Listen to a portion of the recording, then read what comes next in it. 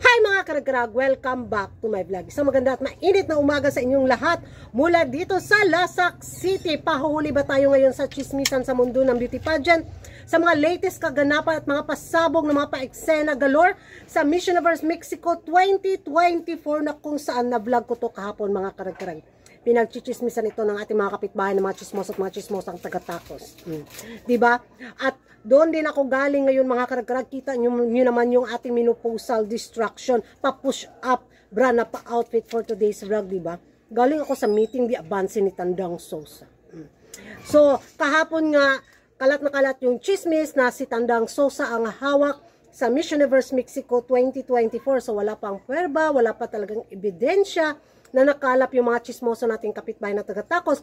But today's vlog mga karag-karag, dahil sa pagka-chismosa din ni Kuragan. So tinudo ko rin mga karag-karag.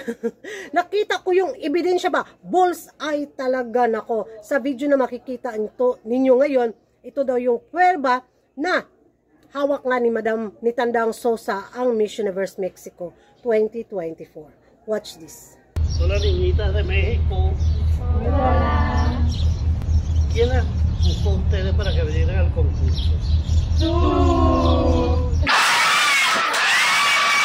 Yan ang mga karag-karag na panood ninyo ang ebidensya na hawak ni Tandang Sosa sa taon na to ang Miss Universe Mexico 2024 after mag-resign ng dalawang national director na kung saan niligwak ganun nga nila si Lupita Jones, pinalitan ito ni Cynthia, pinalitan ito ni Marta, ngayon nag-say goodbye sa Miss Universe Mexico organization.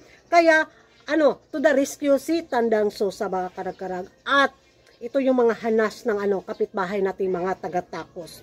Secure na daw ang spot ng Mexico sa taon na to sa Miss Universe 2024 or baka corona nga daw this year. Dahil imposible naman daw ligwakin ni Tandang Sosa ang Mexico mga karag-karag, gayong hawak niya at siya yung nag-ano ba sa mga kandidata, nag-train sa taon na to sa Miss Universe Mexico 2024. So, sa taon na to, yung isang spot daw is wala na. Nasa Mexico na daw. Dahil kung hindi daw makapasok ang Mexico sa taon na to, tiyak, mag-drama-drama effect daw tong si Tandang Sosa. Ay, para naman sa akin ha, okay na, alam na namin yan. Nasa na lang nila yan, kung paano nila hindi masyadong halata na yung cooking show, yung pad at saka tacos na lulutuin nila. So, yan ang mga karag-karag, yung masasabi nyo sa ebidensya galore na hawak nga ni Tandang Sosa ang Miss Universe Mexico organization. Gayong parte na siya ng organisasyon. Mag-ingay tayo sa comment section. Kay Nanay Nagpa-Music. Bye-bye!